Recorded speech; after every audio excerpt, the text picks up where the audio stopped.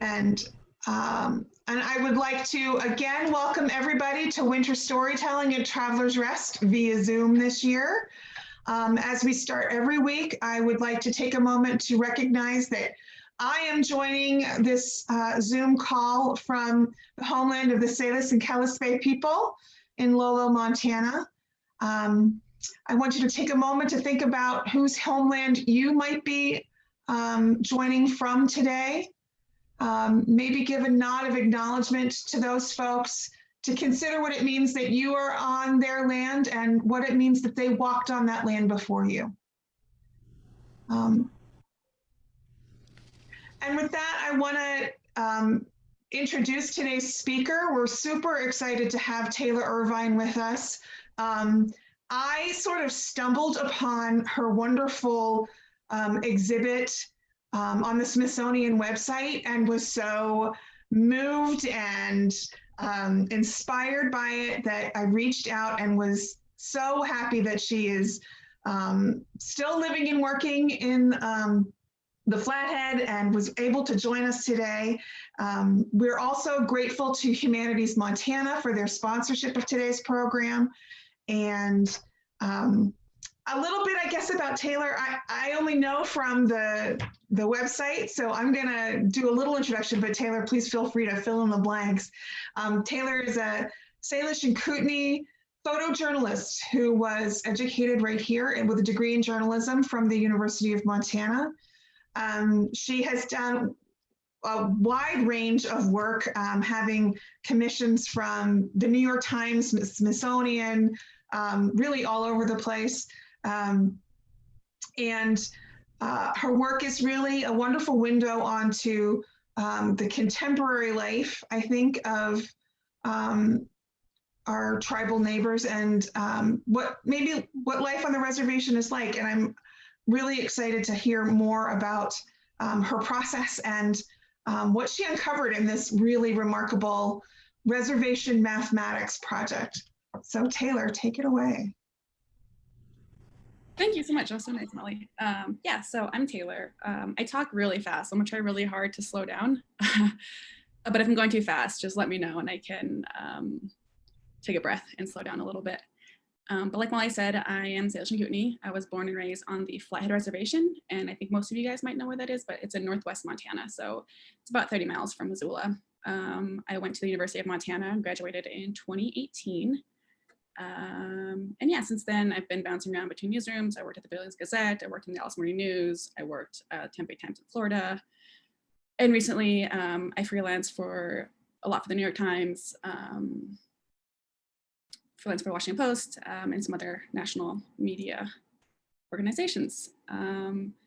This project today was commissioned by the Smithsonian, National Museum of American Indian, and it's also received funding from National Geographic and another organization called We Women. So I'm just gonna jump right into that.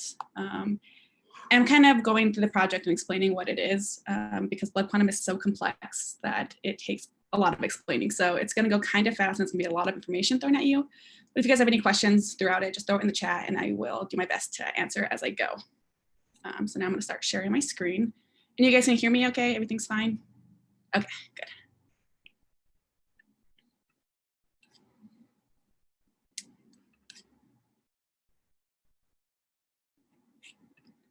One second.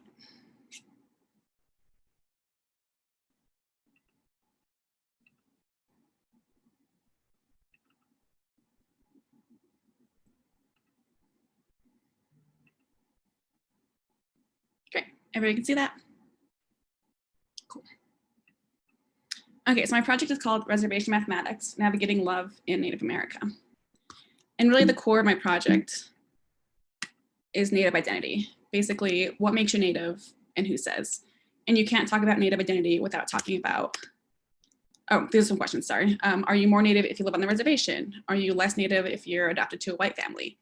What if you have less Native blood, but you're fluent in the culture and language? What if you're full blood, but you choose not to engage with their tribe and culture? All these questions about what makes you Native, who says, and who's the gatekeeper, who decides? And you can't talk about Native without talking about blood quantum. So blood quantum is basically what fraction of Indian you are. and it's always a fraction. So when you're born, you get issued a tribal ID card and a blood quantum. So for example, Prairie was born last November, and her blood quantum is 145 out of 256. So every time you're born, you take your parents' blood, and you get a fraction.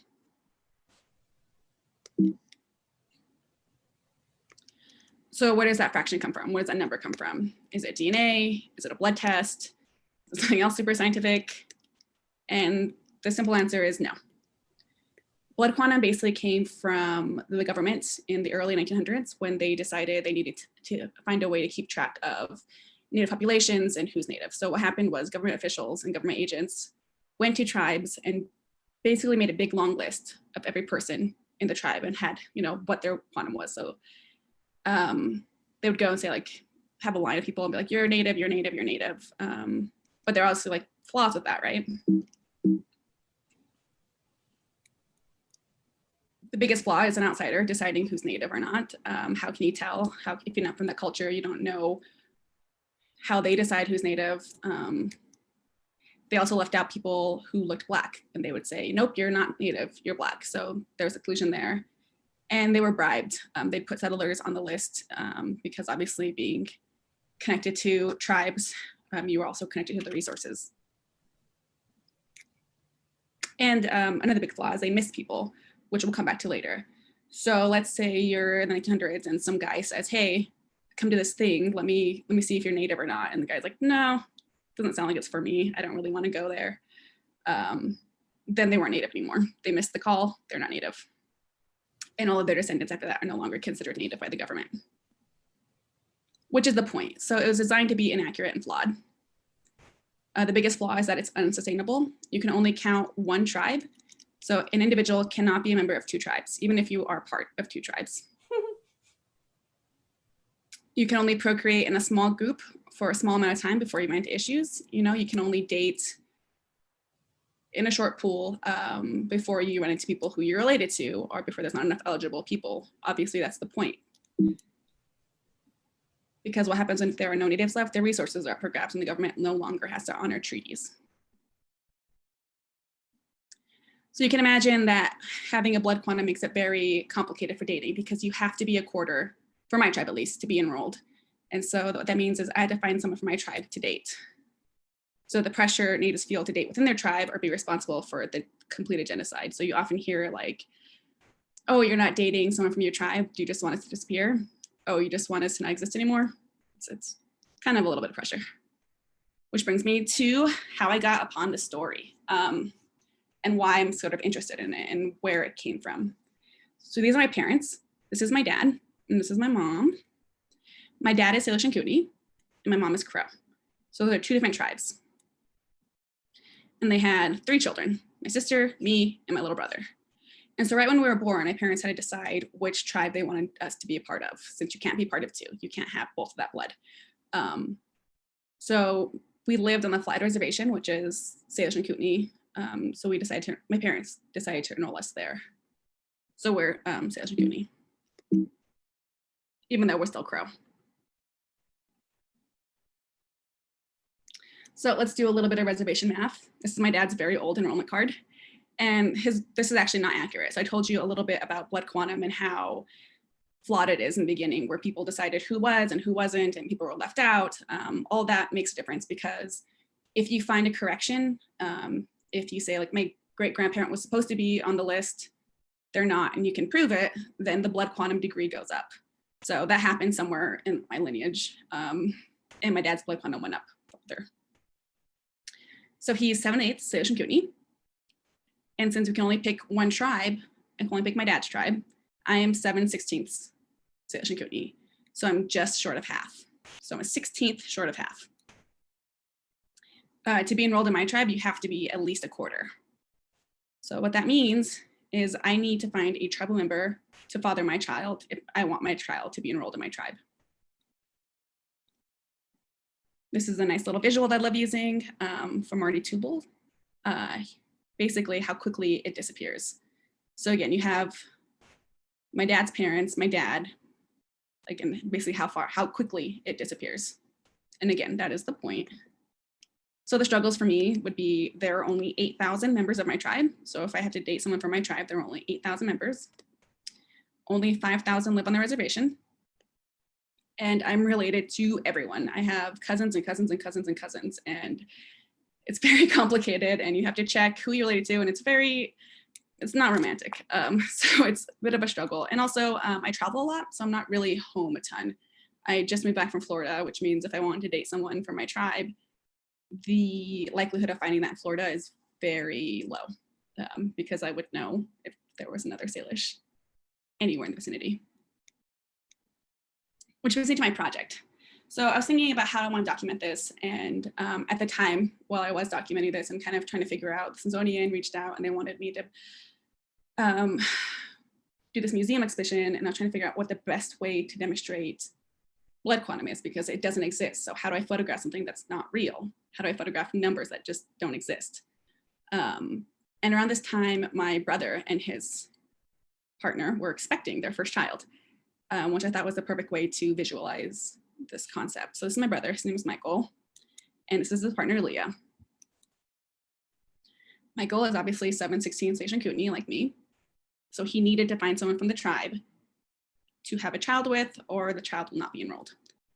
But, you know, he fell in love with Leah, and doesn't always work out the way we think it's going to. You don't get to pick who you love based on a number. So they fell in love in high school, and have been dating ever since. And they live on the Flag Reservation and welcomed their first child in November of last year. So meet Najonia J. Irvine. Najoni is a CSKT descendant. So what does that mean? It means that their father, a descendant means that one of your parents are enrolled. So if I had a child, they would be a descendant too, because their parent is enrolled. Najoni is going to be enrolled in the Navajo Nation, which is over 1,000 miles away. So because Leah has enough quantum of her tribe to be enrolled there, Najoni will be enrolled there, even though she's probably not going to have a lot of experience on that reservation, or with that culture, because they live on the Flag Reservation. And my brother's really active in his culture, so she's going to grow up essentially Salish and Kootenai, but be enrolled in a different tribe, even though she is Salish and Kootenai and she's, you know, well over enough native blood. So why is this a problem? So this is Michael and Leah in the house, and this house used to be put in tribal trust, which means you have to be tribal to own it, which is fine because my brother is tribal. But what would be the problem is if he wanted to pass the house on to his daughter, he wouldn't be able to because she's not a tribal member, and Leah wouldn't be able to have it either because she's not a tribal member, even though she married to one, and even though Najoni would be Salish and Kootenai. If it's not enrolled, then it doesn't really matter. Another big part is enrollment is tied to a lot of resources. So to hunt on my reservation, you have to be a tribal member. If you're not a tribal member, you can never hunt there, which is a huge issue for my brother and his family because we're big hunters. My brother's a big hunter. He learned it from my father and my grandfather, and it's a huge part of our traditions in our family and just kind of bred into what we do. So this is kind of devastating for my brother, who will never be able to hunt with his daughter. Even though she is native, even though she is Salish and Kootenai, even though she's going to grow up on the reservation and be part of that community, there are things she just won't ever be able to do. So one of those things is she'll never be able to accompany her father as an adult on the hunt. So as a kid, she can go, I think, until age 16. She's allowed to hunt with them, like attend, but she'll never be able to hunt herself. And this is what my brother said about that. I wanted her to participate in the things I did growing up. I'm going to teach her our culture and she's going to learn from me when we go hunting, but not being able to hunt on tribal land after she turns 18 means she can't put into practice what she learns in her own home. And that's how traditions die. So again, you think of genocide as a people, but it's also a cultural genocide. So blood quantum also attributes to this type of genocide where you physically cannot teach your daughter traditions that she can put into practice because she doesn't have access to the land because of these restrictions. And they spend a lot of time in the woods. So this is them picking the pine cones for a wreath. So again, what my brother says is it sucks that I'm 16th short of having a Nizhoni enrolled here. And if you think of how small a 16th is, you know, you have 16 pieces, one of them is short. It's kind of insane. She's native Salish Kootenai and living on a reservation. Eventually, she's going to ask why she's not a member when her cousins and family are. So again, it's kind of like what makes you part of the community? What makes you native and what makes you Salish and Kootenai? What makes you, who decides this stuff? Like if she's born on the reservation, if she does the cultural ceremonies with her dad, if she learns about our creation stories and is active in the community, but she's, I think it would be like a 30-second short of being enrolled, even though she's more than enough native in general. So it's kind of interesting to see what those parameters are. And I talk about Nizhoni not being able to learn a lot about the Navajo culture because when you're native, a lot of your culture and ceremonies are tied to land, which is why it's so important to have access to the land. So it's physically almost impossible for Nizhoni to participate in Navajo traditions if she's not living where those traditions take place. How do you teach someone that? And so Leah, she says, I didn't get to experience my culture because I did not live on my reservation. There are ceremonies I can't learn because I wasn't raised there. She said she wants her daughter to have that connection that she never had because Leah traveled a lot with her family. She moved quite a bit. She never lived on the reservation. She lived in Albuquerque and places around the Navajo reservation, but never on. And so there are things she never got to learn about her culture either. And she really wanted that to change for her daughter. So she says, we live here and it's important to me that she participates in the culture so she knows where she comes from and who she is. Everything we do is outside because she wants to show her the home. And this is the first time Nizhoni stepped into the woods.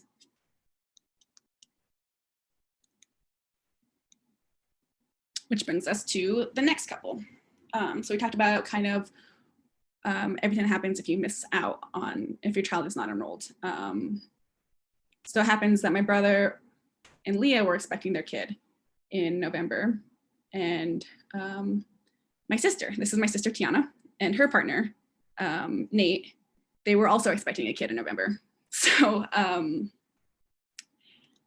or October, sorry. So they were both pregnant at the same time. And it kind of was perfect for this project because you got to demonstrate the other hand of what happens when you do choose someone who is, they're both enrolled in the Salish Kootenai tribe. So Tiana is 1/13 out of 128 Salish and Kootenai. Nate is a quarter. So what happens is Nate needed to date someone from the tribe in order to have his kid enrolled. And Tiana, that pressure wasn't on her because she's enough Salish and Kootenai blood on her own to be enrolled anywhere else. Or to have a kid enrolled regardless, sorry. They both reside on the Flathead Reservation and welcomed their first child in October 2019. So meet Prairie Kokowee Antwine. You've seen her before. She was born October 6th, 2019. To Nate and Tiana, and this is Aslan. This is Nate and Tiana are foster parents, and they raise Tiana's niece. And the thing about being enrolled and being a tribe member is it's also tied to social services and foster families. So Tiana's brother has this kid, and Tiana can't take care of the child if she's not enrolled because preference goes to tribal members. So, which is important, obviously. They want to place tribal children into tribal families. And so tribal members have first preference on where children go. And so that's another reason why being a member is so important because of these kind of social services and programs.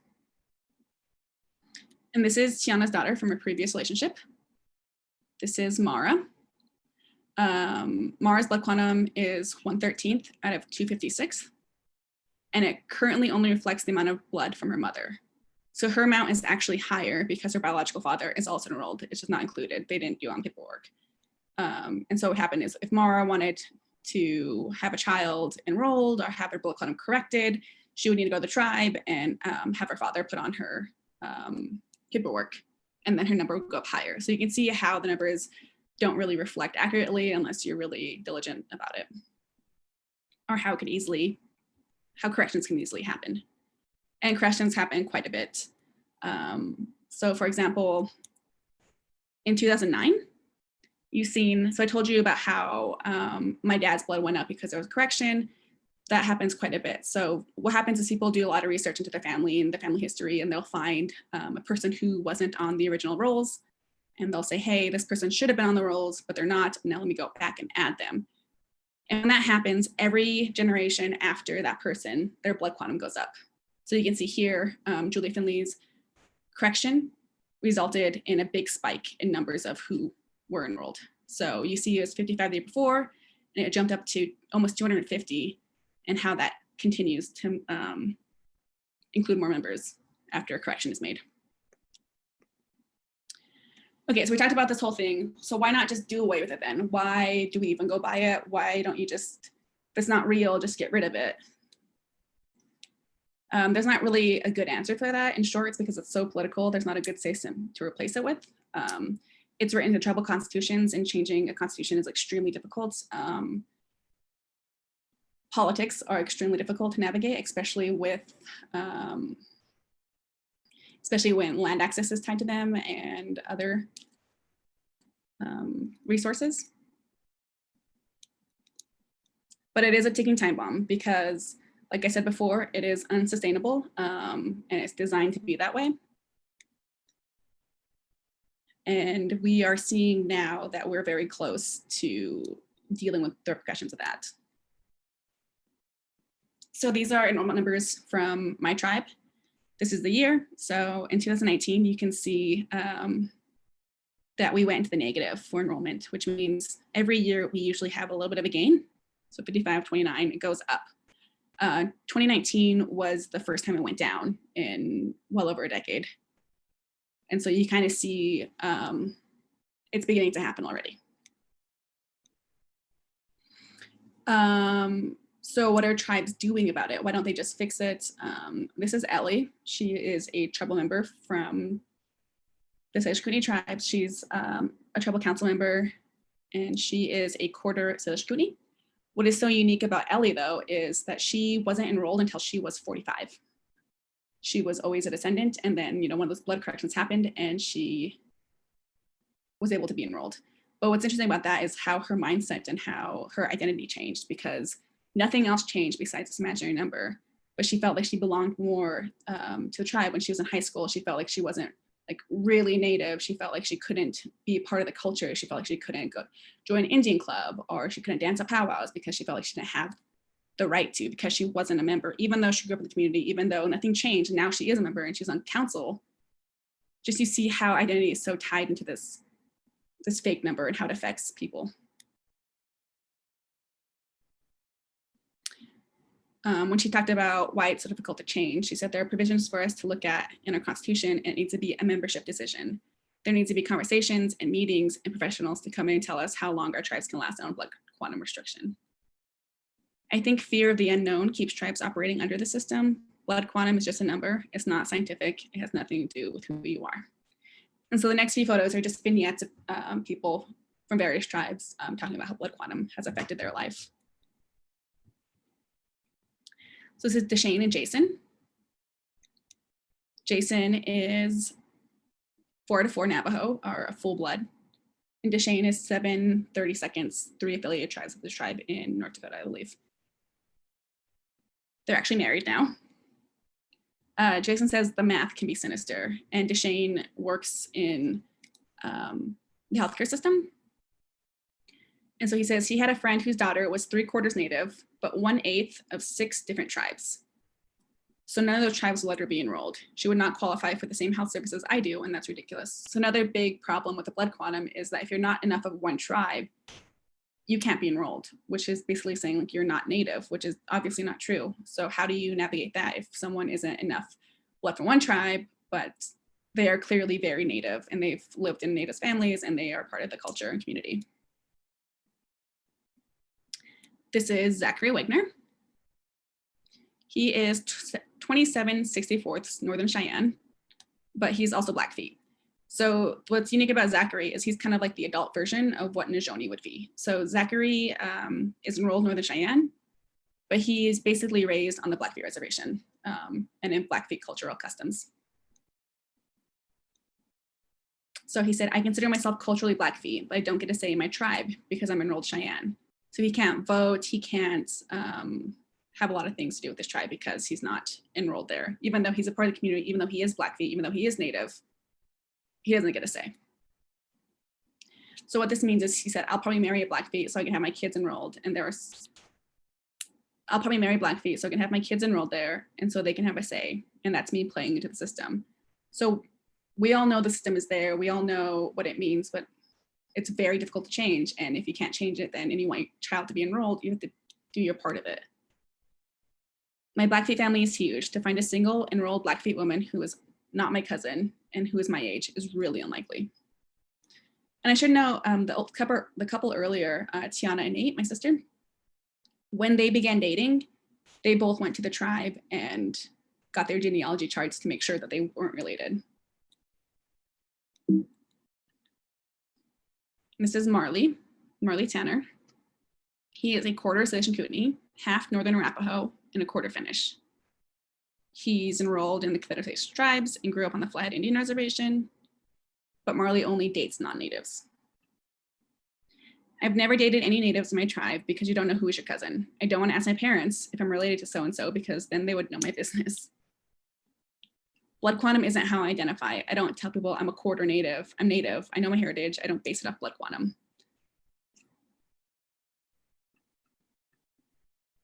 And next up, the work I'm doing next on this project is showing the process dating. So my goal is to find someone and explore how younger generations are dealing with these restrictions.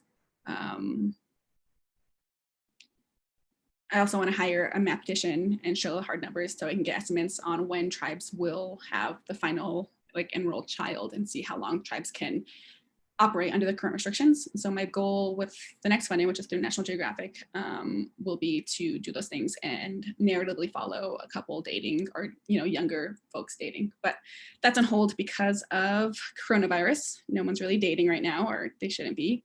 And so that's just coming up next. And that is it. That was a lot of information.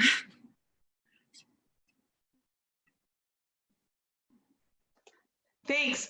So I'm sort of doing like 4 things at once here. Hi. So I want to open this up for questions for Taylor. And I think I'm going to start. You can type your question in the chat, or I'll try to, if you raise your hand, I'll try to get to you. But I want to start with a question about sort of when this all started. And I mean, I think we know that there's been a lot of intermarriage among tribes for a long time. I mean, culturally, historically, you never had to be one tribe or, registered with one culture. So can you give us a little bit of when this started? And at the beginning, you talked a little bit about that, but maybe refresh our memory. Yeah, so blood quantum, they don't have a definite date of when they began using it. It's kind of varied, but early 1900s is when they started it. And they needed that because of allotment and deciding who gets land and who gets the resources. They needed a way to do that, and so they picked blood quantum. But historically, tribes have always intermarried. They have, if my dad and mom did it, my mom would just be kind of, I guess, essentially adopted into the Association Kootenai tribe. You just intermingle and you become part of that community, and then your child are parts of that community, which is how historically it's always been done, which is why it's so different now, because tribes never operated this way. They needed, I guess, like fresh blood. That sounds kind of gross, but they needed, to keep bloodlines not related. They needed people outside the tribe. And so historically everyone mingled, and it was seen that way, and there wasn't a blood quantum restriction. Right. We have a question from Steve MacArthur. Hi, Steve. And he asking, could there be federal legislation to change the quantum system? Could the federal United States government help resolve this problem that they kind of imposed? No, because tribes are sovereign nations, so it's up to each tribe to update their constitutions, which is very difficult because there's not a system to replace it with. If not blood quantum, then what? How do you decide your members? How do you decide who's native? You need something because the resources are very vulnerable, and you don't want people who are not native to try to sneak in there and get access, as well as people who are non-native trying to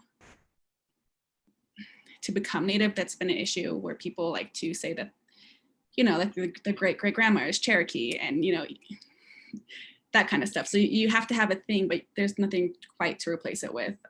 People have suggested cultural testing, much like similar to a citizen test. That's not fair either, because learning your culture is a privilege. And if you were taken away from your family at a young age, or if you're adopted out to a non-native family, imposing a culture test on you isn't fair because you're still native. You're just not a native who knows the culture or language. There's also been suggestion that that you count all Indian blood, which I think is a valid suggestion. So, for example, with me, you would include my mother's blood into my quantum, and that would essentially solve my issue. But there are also issues with that. So it's very complicated and complex, and there's no answer, and that's why it's so hard to figure out what to do. Right. Right. I mean, we've had a couple questions in the chat about this, and I think, you know, you raise an interesting point. Is there at some point a way that you can say, well, there's a quantum for just being native, right? So that would include your mother. But then how does that break down on the tribal level? Because the Crow Nation is a sovereign nation, as is CSKT. So how do you then it's figuring it out between the two tribes? Yeah, and tribes, they all have separate requirements. It's not all a blanket requirement. My tribe is 1/4. That seems to be pretty standard in Montana, I think. But other tribes, you know, sometimes they'll be up to half or even more than that, or lower to like a 16th, depending on what the tribe is. And they've talked about lowering quantum too, which, you know, also is a very short-term answer. If you lower it to 1/16, then again, in another generation, it's going to be an issue. So Right. yeah, it's very cool. And you're allowed to once in your life change tribes. So you're allowed to switch. So you can't go back and forth between tribes, but after you turn 18, you're allowed to, like, if I wanted to be enrolled in my mother's tribe instead, I could do that. I could disenroll from my tribe and enroll in that tribe, but you're only allowed to change once. Right. And that's a little bit like somebody that has a dual citizenship between two different countries, right? Because it's two different nations. Yeah. Denise, hi, Denise, has a question in here. Oh, Tom, I see your hand. I will get over there, but I wanted to let Denise, you want to ask your question out loud? You can unmute yourself. Sure, I'll do that. Hi, Taylor. Hey, Denise. I wonder if you know, are there certain tribes in the United States who are in worse shape, if you will, when it comes to blood quantum, and they're becoming extinct? And the other question I have for you, do you know of any tribes who are moving quickly to change this way of measurement? Yeah, so there definitely are tribes that are dangerously close to becoming, I guess extinct would be the word, but that feels kind of weird to use. Yeah, I'm not sure what the word is either. Yeah, no, it is really in quotes. I know as enrollment gets lower, some tribes, it's kind of like a genocide catch-22, right? So either you open up the rolls and you can let everyone be native, so nobody is native then, or you can die out as a group with your values and your cultural belief systems. So I know, I don't want to name tribes because I feel like that feels, I know a tribe who has very low enrollment, less than 2,000, and they don't have any sign of changing anything. So I think they're opting for just to, like, you know, go out that way. I know that one of their clans has already gone extinct because their clans, I think, is through the mothers. So it can only pass down to, I think, the mother can only pass it down to a daughter. And so already one of them has gone extinct that way. So yeah, it's very complex. I know there are tribes working on this stuff. I know there's a big push with my generation to decolonize this way of thinking and way of identifying. And I know some people who just choose not to be enrolled at all. They'll be Native and they just kind of decide they don't want to be part of it. But it's very complicated. I know Montana tribes very well. I'm still working on expanding that net to see what other tribes are doing, but there are 576 tribes. So I'm trying to like figure out. And my work's not the only work that's been done on this. There's been a lot of other reporting and journalists doing this work. I just hyper-focused it on my tribe for now. Yeah. I'm gonna unmute Tom and or Tom Schnars, do you want to ask your question? Right. If this scenario plays out over whatever time without any corrections or changes, this poses huge problems for the tribe as far as land ownership and land resources. And would this be also the end of a reservation system? Yeah, those are very broad questions that I don't think I have the answer to. I don't think there are any answers to it at this point. I know a lot of tribes are taking it kind of a day-by-day basis and they're going to navigate that way. As far as I know, there hasn't been any reservations that have gone, that have disappeared. But yeah, that's the big looming question. That's a big looming thing is like, well, what's going to happen to tribes if we keep navigating under the system? How is that going to play out? And I think that's a really scary thing. I know some tribes have done testing to see when the last Native child will be born, and they're working that way. I know my tribe has done some testing similar to that, where they have brought someone in to do the math and see how long that you can operate under the system. I don't have access to those files, so I'm working on hopefully doing this for myself and then seeing what happens from there. A couple of folks have asked in the chat about the use of DNA technology. Is that something that you know of as being explored, or? Tribal membership enrollment is not based on DNA. That's not an accurate way to measure tribal. It's just not accurate. It doesn't measure that part that you need to measure. So there's no tribes using that as far as I know. I mean, in my very limited understanding, even of like using Ancestry or whatever, it might give you a snapshot of how much Native American blood you have, or ancestry you have, but it's never going to pinpoint, or doesn't at this point pinpoint any tribal affiliate or tribal relationships, right? Yeah, and DNA testing has been exhausting for me, at least, because I get a lot of messages and a lot of emails of people being like, I figured out that I'm 25% Native. How do I get benefits? I'm just like, it doesn't work that way. Then your parent would be half, and your grandparent would be full, and you would know exactly where you came from. You'd know exactly what tribe that was if your grandparent was full blood.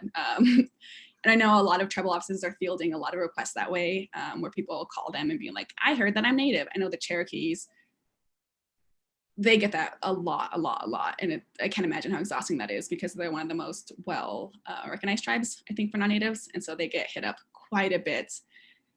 And they have quite a lot of resources put towards that. And other tribes too, where there's like, you're like, okay. So. Right, and I think that's sort of from back east, isn't it? It's almost I don't know, a trope, right? That I've got a great-great-grandmother who was full-blood Cherokee. Like everybody in North America has the same great-great-grandmother somehow. Yeah, it's one of those family folklores that I think people put too much stock into, and it's not exactly, and it's not meant to be harmful, but it really is when you have people like Elizabeth Warren, who has done that, and how harmful it is to people who are actually Native and people who have to deal with the racism of that every day and the fallout, and hearing leaders call her Pocahontas and how that feels to actually be Native and have a country think that's what's Native, or but that's a problem, right? Is people don't meet a lot of Native Americans, and so when you don't have someone there in your life to check you if you do a fallacy if you say that you're Native to a Native. Like none of those people are going to go up to someone on reservation like, oh, I'm actually Native. Like, so it's very problematic and very harmful. And hopefully this project educates people a little bit to kind of show like, but I've had the opposite effect too. People like, no, I totally understand. Like my grandma is is very, very Cherokee and I can't get enrolled anywhere. I'm like, that's not for you, but okay, sure. So I'm curious, what kind of response did you have to the exhibit? I know it's been online, and have you had a lot of feedback from folks that were surprised by it or want to help? Yeah, I think what is so unique about this issue is that not a lot of people know about it. People really resonate with the universal issue of having parents pressure them to date within their own culture, you know, having Latina parents wanting their kids to date in Latina culture and those kind of things. So it resonates with people on that level. And then I think the shock comes like, yeah, there's that pressure from your parents, but also the pressure to continue a tribal legacy. The pressure of if you don't, then your tribe dies out. It's been a lot of shock. I think it's been really educational. I think I've had a lot of fellow Natives reach out and be excited to talk about it and share their own stories. It's been really great. What's so interesting about this though, is people are aware of the issue, but still there's no answers to the issue. And so I think eventually with my work and my goal is to talk with tribal leaders and talk to councils of different tribes and seeing if they're going to implement a plan.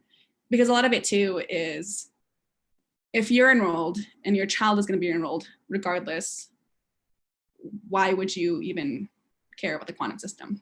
And so it's thinking more ahead, which is really hard for, it's just really hard in general to think ahead of people who aren't you, especially in this time. It's, you know, you think about your family, you're busy, you don't have time. It's not your problem, but it's everyone's problem because, you know, genocide is everyone's problem. Right. And I think, you know, you made the point very beautifully about your brother and his wife. Like, there's no controlling who you fall in love with.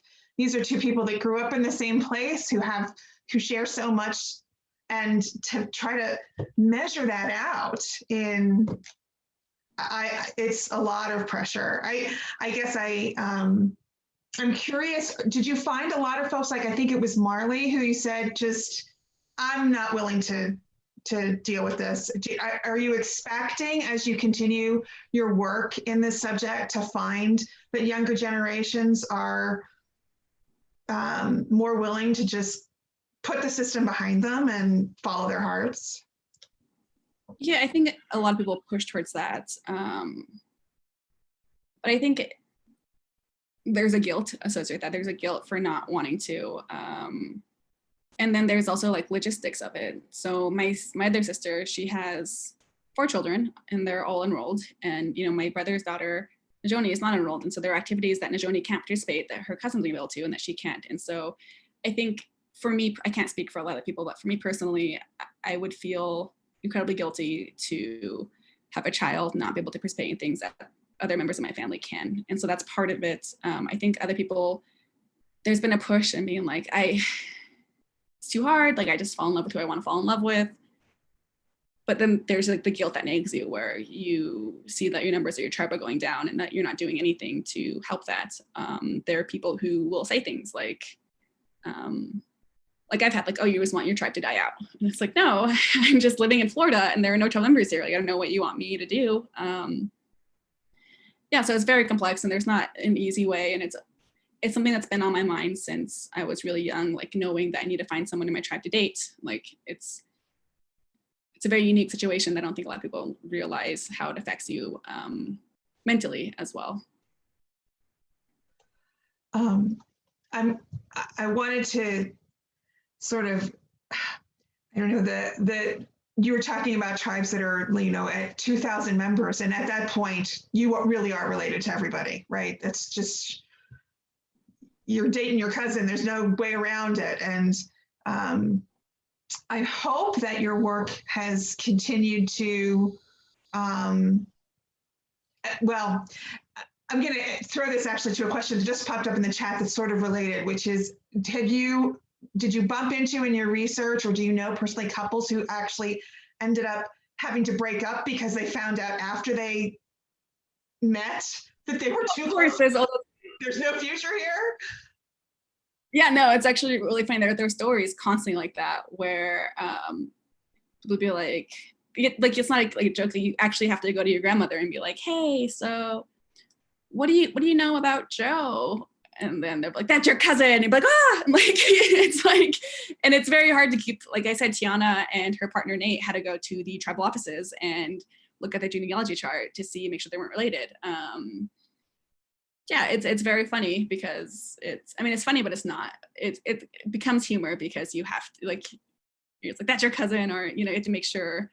And it gets more complicated with people adopting out. So like my grandparents' generation, if you had too many kids, you would just like adopt one out. And so you have these generations where you have like a family of 5, 2 of the 5 siblings have been adopted somewhere else. And then so, yeah, it's very complex. And then if you have big families, so you have this big family and this big family, and they have a kid, now this kid is enrolled to all these big families. And it is it's just very difficult. And it does happen. Both my cousin, and they're like, ugh, gross. They have to like break up or before they go. So I think the Navajo have a saying that's called clans before plans. So if figure out your clan before you make the plan, because it happens. Oh, right. Do you feel like with your work and some more attention being brought to this issue, that it's something that is going to get the attention that it needs from tribal governments, or is there still a lot of awareness that needs to be raised before this becomes like the first priority kind of work? No, this is something that's been discussed for decades. And like I said, my work is not the first or probably even the most in-depth. There have been people reporting on this and doing work towards this for a very long time. I think a lot of the difficulty to changing it is the mindset I discussed earlier, where people are like, well, it's not going to affect me or my grandchildren. Like, why do I care right now? And I think we're seeing a shift in that, because now it is affecting their grandchildren. Now it is affecting their children.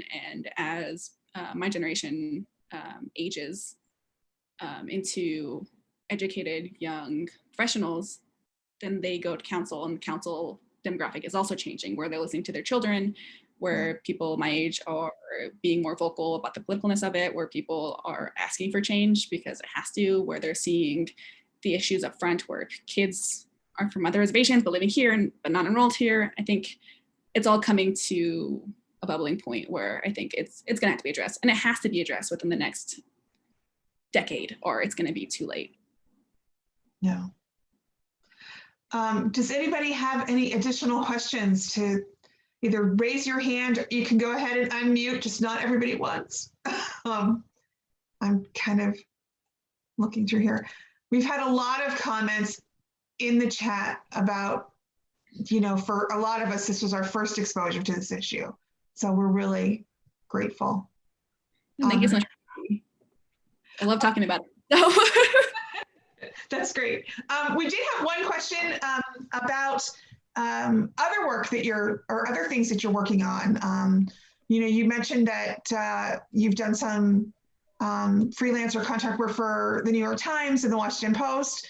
What are some of the other stories that you have been working on recently? Yeah, so I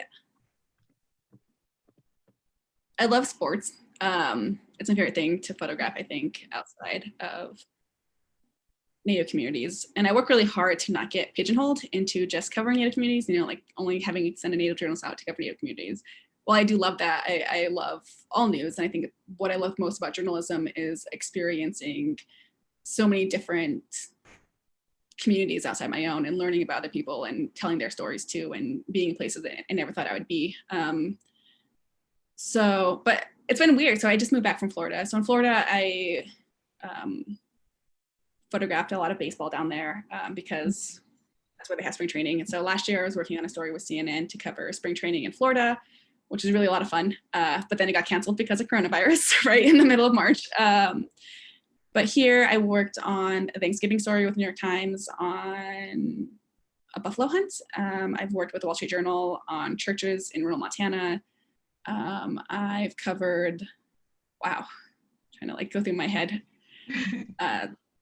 New Year's Eve, I think I have an assignment coming up to cover a story in the Blackfeet community on business and how they're navigating through this pandemic. I work with the tribe on a COVID campaign to have the elders mask up, or mask up for the elders.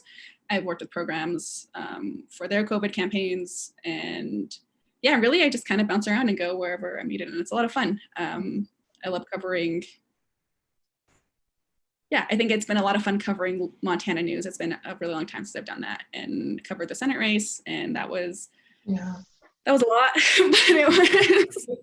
it was good. Protests, just general news, but I love it all. It's a lot of fun.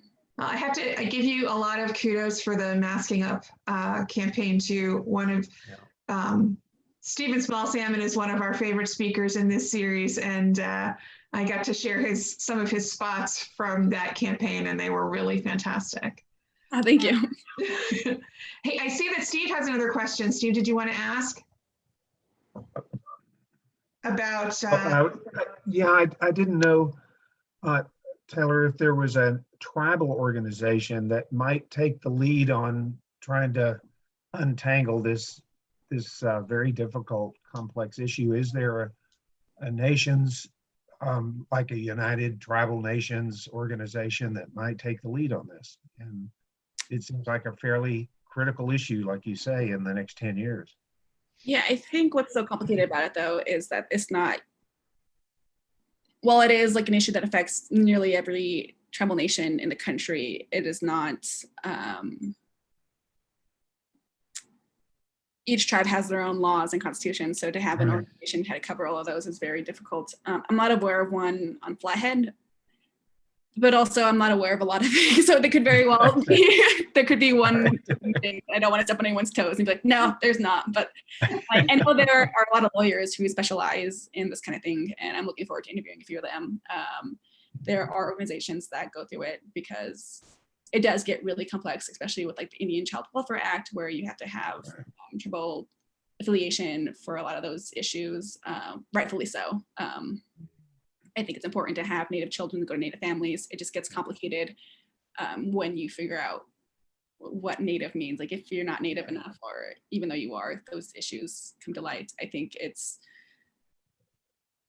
very complex. There's a whole lot of ways it can go, and there's a whole lot of ways to tell the story, which what makes it so difficult for me, I think, is trying to figure out which avenue I want to take. And so the first route I took my family, because I felt the most accurate for me to start that way. And then I'm going to broaden out eventually and go from Montana tribes to other tribes, to maybe even to see what other nations do, like what does Canada do and how they've navigated that, or, but I'm not aware of any blanket organizations. Well, one thing is certain, we are all going to keep following your work and keep educating ourselves on this. Can everybody give Taylor a big, if you got your hand, it was That's very nice. Wonderful. Thank you so much, Taylor. Having me. Yeah. I'm going to share my screen momentarily for a few little announcements. And we did record this. So if folks that were not able to join us today, as soon as I figure out YouTube, it will be up on our website. So hopefully this week. But here, let me share my screen really quickly, and just a few notes about what is coming up at the park.